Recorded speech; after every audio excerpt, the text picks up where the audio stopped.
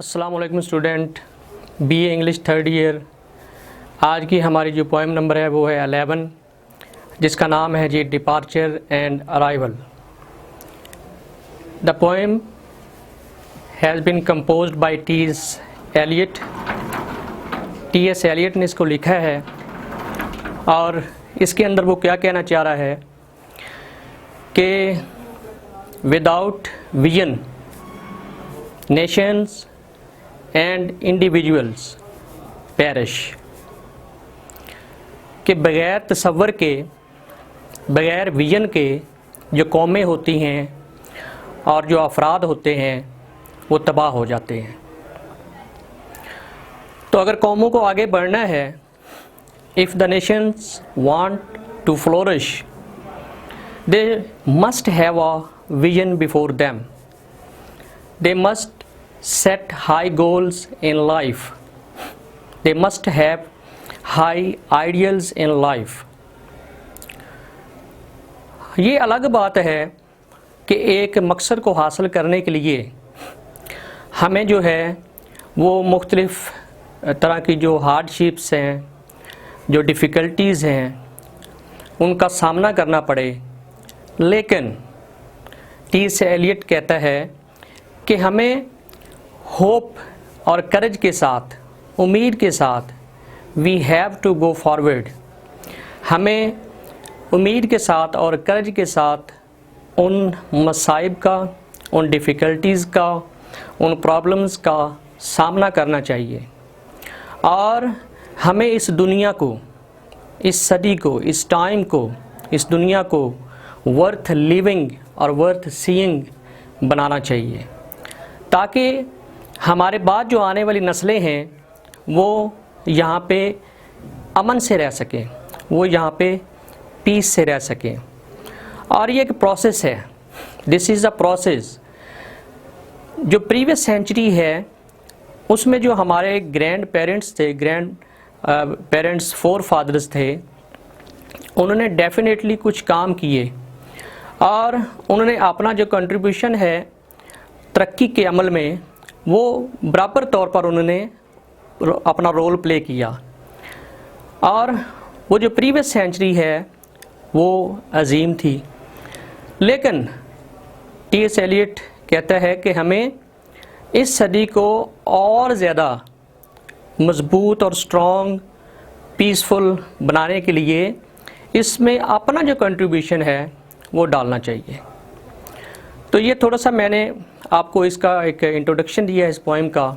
अभी हम इसकी रेगुलर जो स्टडी है वो करते हैं। तो इसके जो डिफ़िकल्ट वर्ड्स हैं वो मैं इधर साथ साथ लिखता जाऊंगा और आप भी मेरे साथ रहिएगा और आप भी अपनी नोटबुक जो है अपने साथ रखिएगा, पेन भी अपने साथ रखिएगा और आप इसको राइट डाउन करते रहिएगा। इंशाल्लाह उम्मीद है कि आपको समझ आएगी। तो शुरू करते हैं जी। Departure and arrival. Departure mean रवानगी, अराइवल आमद। Time comes, time goes. एक सदी चली जाती है, एक नई सेंचुरी उसका आगाज़ हो जाता है, फिर ये चली जाएगी, डिपार्ट हो जाएगी और एक न्यू जो सेंचुरी है वो आ जाएगी। ठीक है, डिपार्चर एंड अराइवल। तो शुरू होती है जी poem. Standing upon the shore. हम इस दुनिया के साहिल के ऊपर खड़े हुए हैं, हम एक किनारे पे खड़े हुए हैं। शोर, साहिल, SHORE, जिसको हम बीच भी कहते हैं, यानी समंदर का किनारा। Standing upon the shore of all we know. हम सब जानते हैं कि हम दुनिया के एक किनारे पे खड़े हुए हैं। अच्छा स्टूडेंट, लिटरेचर के अंदर this world has been compared to an ocean. इस दुनिया को एक समंदर से ताबीर किया गया है। ठीक है, और ये जो बात है, अगर आप इंशाल्लाह हम वो नावल भी पढ़ेंगे, the old man and the sea, उसमें भी जो समंदर है उसकी एक सिंबॉलिक इम्पोर्टेंस है। वो सिंबॉलिक इम्पोर्टेंस ये है कि समंदर जो है ocean stands for this world, this earth. तो लिटरेचर के अंदर जब भी समंदर की बात होगी तो इसका मतलब दुनिया होगा, ठीक है। जैसे जॉन कीट्स ने अपनी जो poem when I have fears, उसके अंदर भी उसने यही कहा कि I stand alone on the shore of this wide world, ठीक है। यानी मैं इस वसी और अरीज़ दुनिया के एक किनारे पे अकेला खड़ा हुआ हूँ। Standing upon the shore of all we know, हम सब जानते हैं कि हम एक किनारे पे खड़े हुए हैं। वी लिंगर फॉर, ये एक फ्रेजल वर्ब है, linger for, LINGER, linger for. इसका मतलब है कि हम हेजिटेट हो जाते हैं, टू हेजिटेट, हम हिचकिचाहट का शिकार हो जाते हैं, हम हिचकिचाते हैं। We linger for a moment doubtfully, बड़े शक्की अंदाज से हम थोड़ी देर के लिए हिचकिचाते हैं। मतलब क्या है कि we are standing on the shore of this world and we have to go forward, but we become fearful, we start losing our courage, our hope, कि पता नहीं सामने क्या होगा, ठीक है ना, गहराई कितनी होगी और ये समंदर हमारे साथ कैसा सलूक करेगा। इसलिए हम हिचकिचाहट का शिकार होते हैं। तो सेम इसी तरह जब हम ज़िंदगी में कोई गोल को सेट करते हैं, किसी मकसद को सेट कर लेते हैं, फिर उसको हासिल करने की कोशिश करते हैं, तो बहुत से जो फियर्स हैं वो हमारे जहन के अंदर आते हैं। We linger for a moment doubtfully then with the song upon our lips. फिर क्या है कि हम फिशरमैन की तरह, असल में होता क्या है, जो फिशरमैन है वो सुबह जब अपनी कश्तियों को समंदर में डालते हैं फ़िशिंग करने के लिए, माहीगीरी करने के लिए, तो फिर वो अपने आप को करज करने के लिए they sing a song, they sing an encouraging song. तो टी.एस. एलियट जो है उसने भी यही बात की है। Then with a song upon our lips we sail across, फिर अपनी हिम्मत बंधाते हैं। We take courage, we muster up our courage, we united our courage, we unite our courage, कि हम अपनी जो हौसला है उसको यूनाइट करते हैं, हम उसको इकट्ठा करते हैं। Then with the song upon our lips sail we, हम आगे की तरफ चले जाते हैं, हम अपनी कश्ती को समंदर की तरफ, आगे की तरफ ले जाते हैं। सेल होता है SAIL, सेल का मतलब होता है टू रो द बोट, कि हम अपनी कश्ती को रोइंग करना शुरू कर देते हैं, उसको आगे की तरफ बढ़ाना शुरू कर देते हैं। Across the harbour bar, harbour कहते हैं बंदरगाह को, यानी बंदरगाह की उस तरफ हम चले जाते हैं। मतलब यह है कि we start our life journey, हम अपना जो ज़िंदगी का सफ़र है उसको शुरू कर देते हैं। अब फिर क्या है, we don't know that what difficulties, what sorrows, what problems we may have in our journey, कि हम अपने इस सफ़र में किन किन मुश्किलात का सामना करेंगे, हमें नहीं पता है। नो चार्ट टू शो, हमारे पास कोई मैप नहीं है, कोई रोड मैप नहीं है, कोई चार्ट नहीं है, कोई नक्शा नहीं है जो हमें बताए कि हमने किधर से जाना है और किधर जाना है। No light to warn off, और हमारे पास कोई रोशनी भी नहीं है, हमारे पास कोई बीकन लाइट नहीं है, हमारे पास कोई नॉलेज नहीं है कि जो हमें बताए। To warn off rocks, rock का वैसे मतलब जो है वो चट्टान होता है, ROCKS, रॉक्स, लेकिन यहाँ इसका मतलब है डिफ़िकल्टीज़।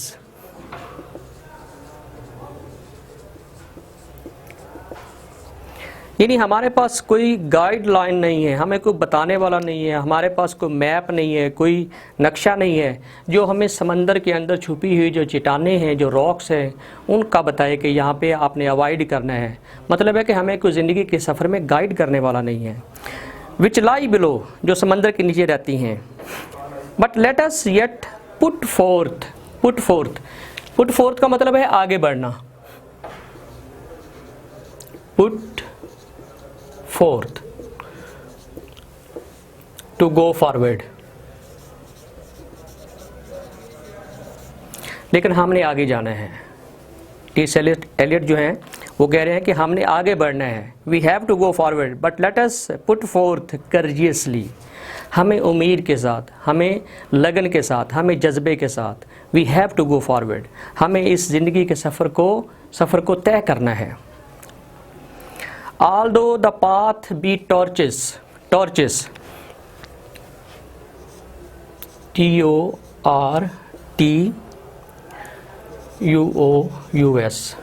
Torches difficult.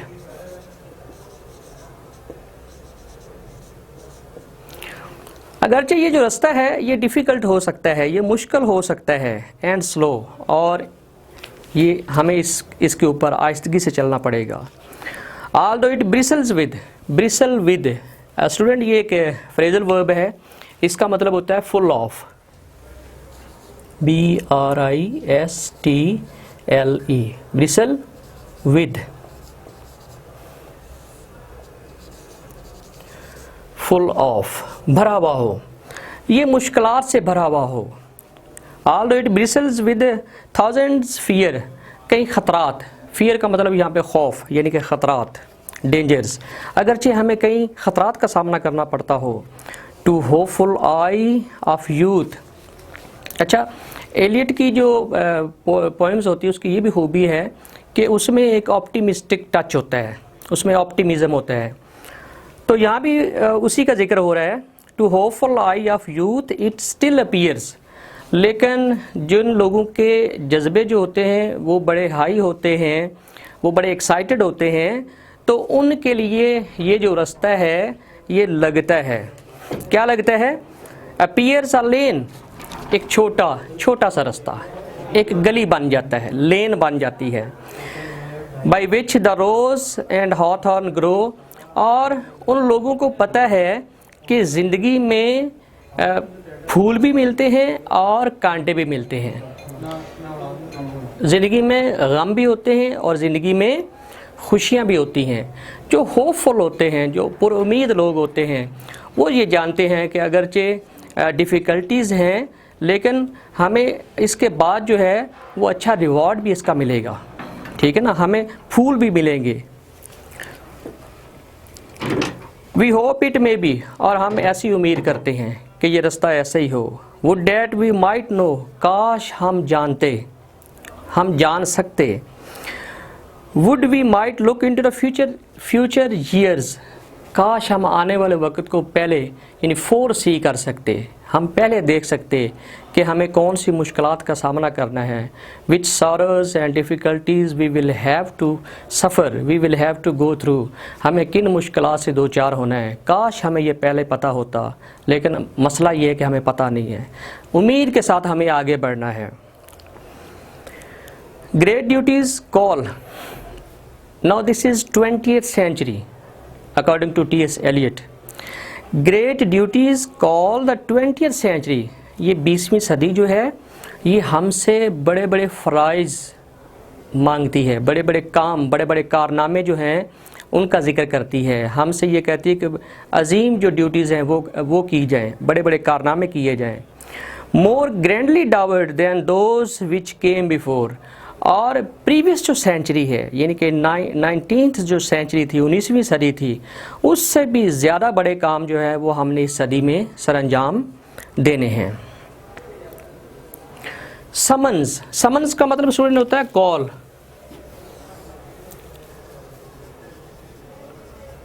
समन यहाँ पे ऐसा लग गया है, वैसे ये प्रेजेंट इंडेफिनिट बन गया है, यानी कॉल्स मतलब कि डिमांड्स करती है, डिमांड, DEMANDS, डिमांड्स, यानी ये सदी हमसे तकाजा करती है, हमें बुलाती है, हमें समन करती है। Who knows that time, what time may hold in store, किसको क्या पता कि फ्यूचर में हमारे लिए कौन सा रिवॉर्ड है, कौन सा सिला है, कैसा सिला हमें ये सदी देगी। और what great did the distant years में सी, या आने वाले वक्तों में हम कैसे कैसे अजीम कारनामे करेंगे। What conquest over pain and misery, और किस तरह हम मुसाइब के ऊपर, डिफ़िकल्टीज़ के ऊपर, तकलीफ़ के ऊपर हम फतह हासिल कर लेंगे। What heroes greater than we ever of yore, और कौन से अजीम लोग ये सदी पैदा करेगी, उनसे भी अजीम, उन लोगों से भी अजीम जो कि पिछली सदी में अजीम लोग थे। But if this century is to be more great, लेकिन अगर इस सदी को हमने और ज़्यादा अजीम करना है as compare to the previous one, पिछली सदी की निस्बत अगर हमने इस सदी को ज़्यादा अजीम करना है, ज़्यादा पावरफुल करना है, ज़्यादा पीसफुल करना है, स्ट्रॉन्ग बनाना है, than those before her sons, यहाँ पे लफ्ज़ जो है वो स्टूडेंट ज़रा गौर कीजिएगा, यहाँ पे हर सन है, हर सन्स। अच्छा, हर का मतलब जो है this is appointed toward the century, और सन्स का मतलब है the people living in that century. जिस तरह ये 21st सेंचुरी है तो we are the son of this century, हम इस सदी के बेटे हैं। बेटे का मतलब है कि हम इस सदी के रहने वाले हैं। तो इस सदी को अगर 21st सेंचुरी को अजीम बनाना है तो हमें काम करना पड़ेगा। Her sons, the people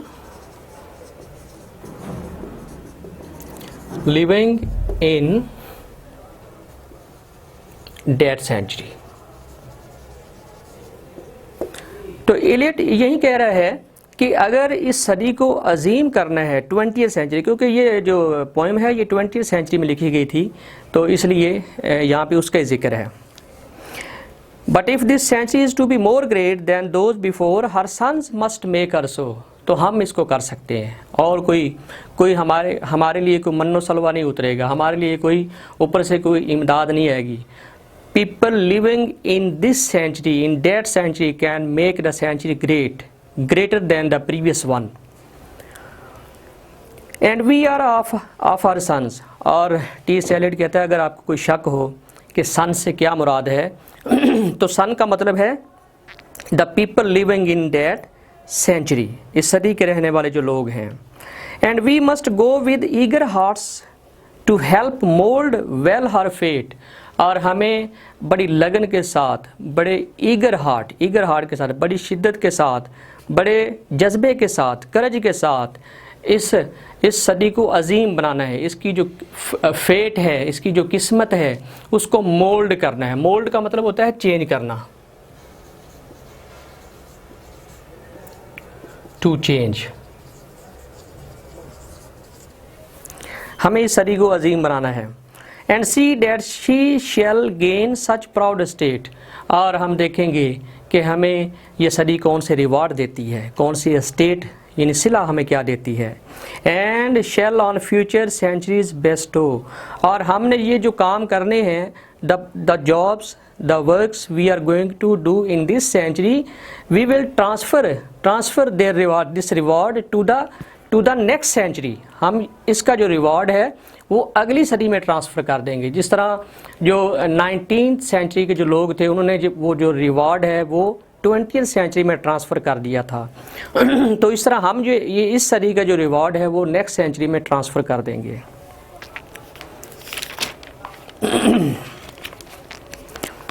a legacy of benefits, legacy होता है विरासत, लेगेसी यानी जो हम इनहेरिट करते हैं, the thing which we inherit, यानी जो हमारे फोर फादर से, आबा अजदाद के प्रॉपर्टी में से हमें मिलती है, विरासत में से मिलती है। A legacy of benefits may we in future year be found, हो सकता है कि हम आने वाले दौर में, आने वाले सालों में उनके साथ खड़े हों। With those who try to labour, उन लोगों के साथ खड़े हों जिन्होंने सख्त काम किया है, जिन्होंने सख्त मेहनत की है। For the good until they die, और वो लोग इतने मेहनती थे कि मरते दम तक उन्होंने हार्ड वर्क किया है। And ask no other questions than to know, और हम कोई और सवाल नहीं करें ये जानने की बजाय। That they have help the cause to victory, क्या हम जाने कि ये वो लोग थे जिन्होंने फ़तह हासिल नहीं की, बल्कि फ़तह के जो फैक्टर्स हैं, जो विक्ट्री के जो फैक्टर्स हैं उनको प्रमोट किया है, और अल्टीमेटली जो उसका रिवॉर्ड मिला है वो विक्ट्री की शक्ल में मिला है। That with their aid the flag is raised on high, कि उन लोगों की मदद से ये कामयाबी का जो झंडा है ये बहुत ऊंचा चला गया है। और इसका लास्ट स्टैंजा है जी, some time in distant years, यानी जब हम बूढ़े हो जाएंगे। Some time in distant years when we are grown grey head, जब हमारे बाल सफ़ेद हो जाएंगे, जब हम बूढ़े हो जाएंगे। Whatever be our lot, तो हमारी किस्मत क्या होगी, ये जो कुछ भी हमने किया है उसका रिवॉर्ड हमारे सामने होगा। We shall desire to see again the spot, और हमारे अंदर एक फितरी ख्वाहिश पैदा होगी कि हम दोबारा उस जगह को देखें, उस स्पॉट को देखें, उस जगह को देखें। विच व्हाट्सोएवर वी हैव बीन और डन, यानी उन कामों को देखें जो हम करते रहे हैं, जो हम कर चुके हैं। और to what distant land we may have gone, या कौन कौन से दूर दराज के इलाकों के सफ़र हमने किए हैं। Through all the years will never have been forgot, और इन कारनामों को हम इन सालों में, जिन सालों में हमने मेहनत की है, इन तमाम सालों में हमने एक लम्हे को भी नहीं भूले हुए हैं, हमने याद रखा हुआ है। तो स्टूडेंट ये इसकी ट्रांसलेशन थी, और जितने भी डिफ़िकल्ट वर्ड्स थे वो मैंने लिखे हैं। उम्मीद है कि आपको ये पसंद आई होगी। अल्लाह हाफिज़।